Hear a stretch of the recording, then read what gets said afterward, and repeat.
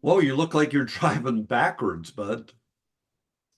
You look like you're in, I don't remember where that, oh, it's the You word I can't can't pronounce it. say. Namibia. Hey, you Did I got it. say it? Yeah, Namibia. Namibia. All Yeah, right. that was a cool place. You would have liked Namibia. Yeah. I think so. At least that area.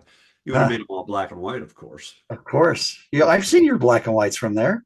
Yeah, actually, I've got some right from this area that I Yeah. liked a lot, actually. Yeah, yeah, for sure. Well, how you been? Since 5 minutes ago, and we finished our last episode. Oh, Gosh, I'm sorry. We're we letting can people peek behind the curtain. we can never fake that very well at all. Hey, a friend of ours, Sherry, um, who we enjoy communication with, she sent us a couple of quotes, a few of them actually, and one of them I thought would stir a pretty good discussion because it fits in with, I think, a little bit about how you and I feel. And this is from a photographer by the name of Bill Brandt, who some of you may know. If there is any method in the way I take pictures, I believe it lies in this. See the subject. Do not force it to be a picture of this or that or any other thing. Stand apart from it. Then something will happen. The subject will reveal itself. And the reason I wanted to bring this up is I find that's where I want to be. And a lot of that comes from my studying with Freeman Patterson, who says something similar to this quote when he says, stop labeling things, stop naming things. That's how he's talking about it. And the ones I always use is he'll see a rock as an oval or a circle. He'll see a face as an oval. He'll see an evergreen tree as a triangle. So he's making all these graphic shapes, if you will, rather than naming them something and then organizing those shapes into a pleasing composition.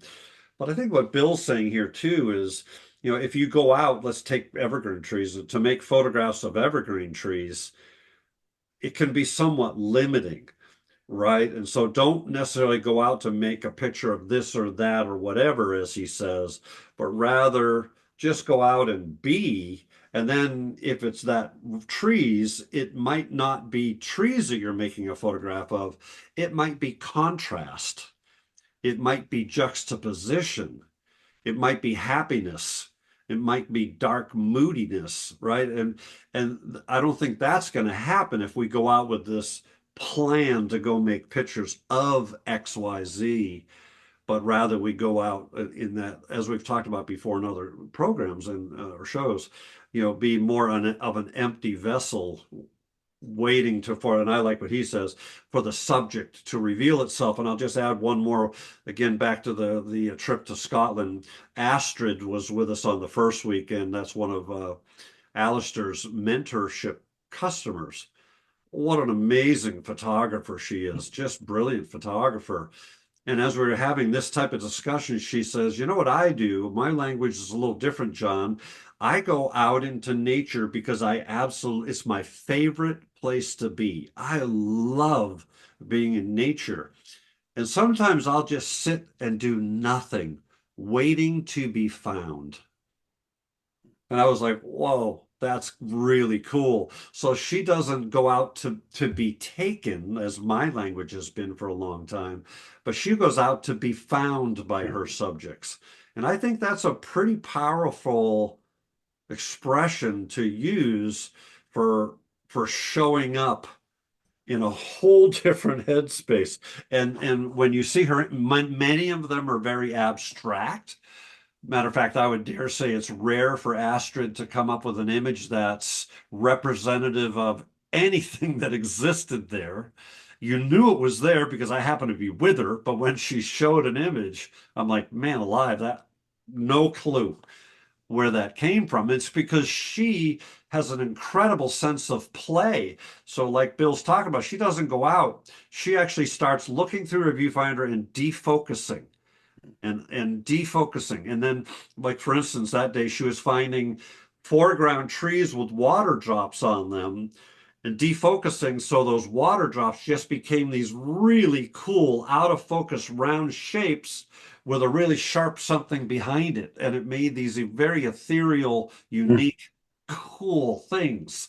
So if she had gone out to say, "Oh, we're going to a lake today," I guess I'll take lake pictures with the island in the middle of the picture, and I'll do trees and the roots of trees, all the icon, the normal things we might do in woodland photography along a lake, but not her. She's out finding all sorts of happiness because she's got this sense of play. So, anyways, your thoughts on that quote? Oh, well, do you think what he was saying was don't see a tree as a tree, but is he talking about creating more abstract work from reality? No, no, I don't think so necessarily. I Yeah. think I was using that as an example of that's what could happen if you go with that more empty approach. Really, what I think he's saying is, and let's just go back there, see the subject. Don't force it to be a picture of this or that. So it can be something other than what you're meeting. And I think Astra was just a good example, maybe to the extreme of what it could be. Because if I think about your work, I mean, rarely is it representational of what was there. Rarely. I hope not. Yeah. Yeah. It's an That's why I interpret. love black and white. It helps me to see past the color into shapes, patterns, lines. And for some reason, when it's in black and white, I can do that more easily than looking at a color image. I agree. And I think you just summarized in my mind what Bill's talking about. You can see the subject for line and shape and pattern and texture and all Yeah. those things rather, so the subject will reveal itself. And if we just take that, there's the subject in the dunes of nude is not really the dunes. The No, subject becomes the shapes that are created by the dunes, right? So when I look at your dunes of nude body of work, it has nothing to do with sand dunes, really. It not has really. it has, and my wife, anytime she sees any of my dune shots, she said, "You were missing me, weren't you, honey?" And of course, I'm so stupid. The first time she said it, I'm like, "Well, of course I miss you. I always miss you." She says, "No, no, let me try this again.